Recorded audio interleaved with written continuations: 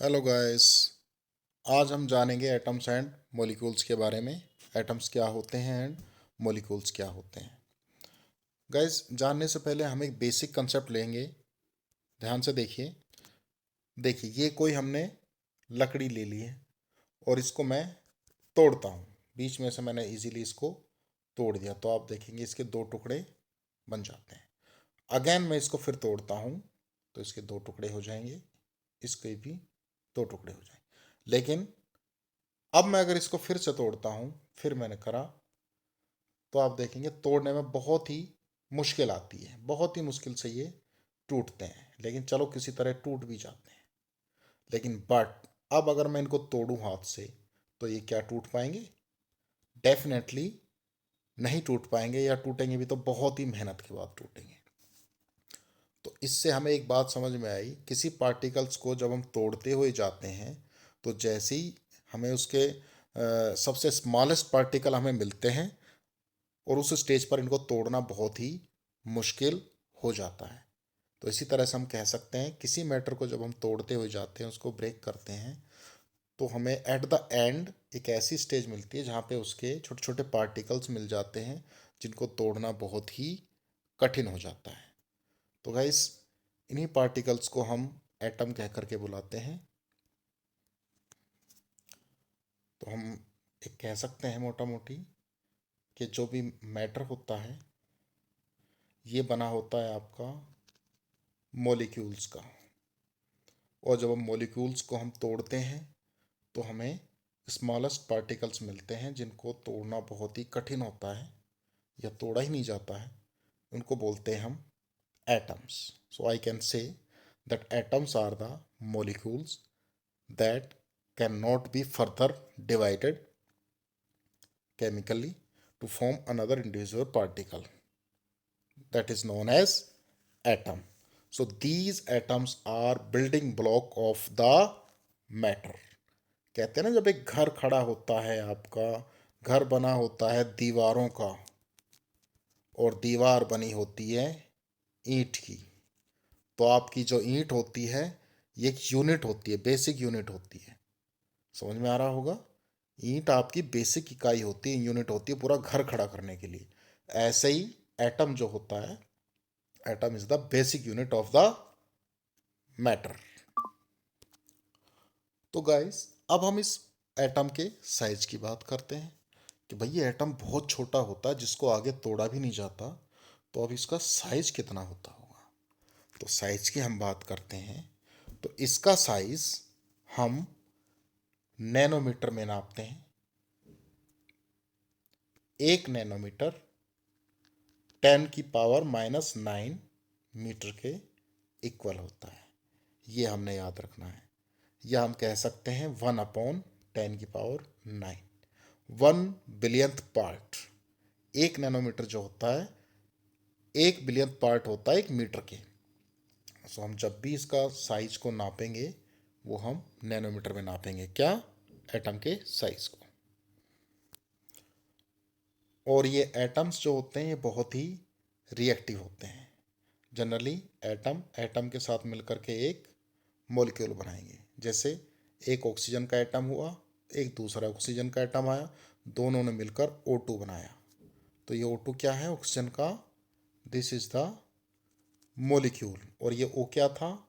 ये आपके दोनों एटम थे। एक एटम ये रहा, एक एटम ये रहा। दो एटम मिलकर के एक ऑक्सीजन का मॉलिक्यूल बनाते हैं। इसको ध्यान रखना है। ऐसे ही दो हाइड्रोजन के मॉलिक्यूल, सॉरी, एटम मिलकर के एक हाइड्रोजन का मॉलिक्यूल बनाते हैं। ये हाइड्रोजन का एक एटम है, ये हाइड्रोजन का दूसरा एटम है, और ये आपका हाइड्रोजन का मॉलिक्यूल है। यहाँ पर कई तरह के मैटर के साइज दे रखे हैं। हाइड्रोजन के एक एटम का साइज 10⁻⁻10 मीटर होता है। वाटर के मॉलिक्यूल का साइज इतना है, 10⁻⁹ मीटर। सैंड पार्टिकल का size 10⁻⁴ metre. Ant 10⁻⁻2 metre. And watermelon के एटम का साइज होगा 10⁻⁻1 मीटर अप्रोक्सीमेटली। तो ये रिलेटिव साइज दे रखे हैं मैटर के, जो कह सकते हैं इनके एटम के साइज इतने होते हैं। तो ये बहुत ही छोटे साइज के होते हैं। अब क्वेश्चंस हैं, आप इनको कर सकते हैं। What are atoms and molecules? अभी हमने बताया ऊपर, particles which form matter are called as molecules, and when molecules are divided, then smallest particle which is which is received is called as atom. समझ में आया? तो मॉलिक्यूल जो है मैटर की बेसिक यूनिट है, एंड एटम जो है बिल्डिंग ब्लॉक है। एटम जो है, this is your building block of matter, और एटम से मिलके बना भी आपका molecule. This is basic unit of matter, और मॉलिक्यूल मिलके बना देते हैं आपका मैटर। तो इस हायरार्की को थोड़ा सा याद रखिएगा। Next question is the fill in the blanks. The size of atom is are measured in, अभी हमने डिस्कस किया, that is measured in nanometre. Nanometre equal to metre, तो यहाँ पर अभी हमने बताया 1 nanometre equal to -10⁻⁹ metre. Water molecule, water molecule का साइज क्या है आप देख सकते हैं, आपके इसमें वर्कशीट में दे रखा है इरा। वाटर मॉलिक्यूल का साइज है 10⁻⁹ मीटर, 10⁻⁹ मीटर। तो आपके वाटर का साइज आ जाएगा 10⁻⁹ मीटर, एंड इसको नैनोमीटर में करना है। तो गाइस मैं कह सकता हूँ it is will be 1 nanometer. Now fourth one is atom of hydrogen. Hydrogen का देखिए साइज दे रखा है 10⁻⁻10 मीटर, लेकिन इसमें ये नैनोमीटर में पूछ रहा है। तो 10⁻⁻10 ये मीटर है, इसको हम ऐसे लिख सकते हैं 10⁻⁻1 इंटू 10⁻⁻9 मीटर। 10⁻⁻1 इंटू 10⁻⁹ मीटर की जगह हम क्या लिख सकते हैं 1 नैनोमीटर, 1 नैनोमीटर। एंड 10⁻⁻1 को हम लिख सकते हैं 0.1, और ये इधर 1 नैनोमीटर को ओनली नैनोमीटर भी हम लिख सकते हैं। तो ये इसका आंसर हो जाएगा guys. Now last question is name any 3 atoms.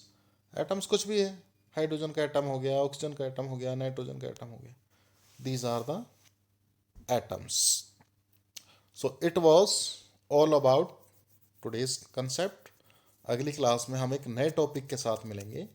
Guys अगर आपको ये वीडियो मेरा अच्छा लगा हो तो इसको लाइक कीजिएगा और चैनल को सब्सक्राइब कीजिएगा, और नेक्स्ट क्लास में मिलते हैं एक नए टॉपिक के साथ। तब तक बाय बाय, टेक केयर।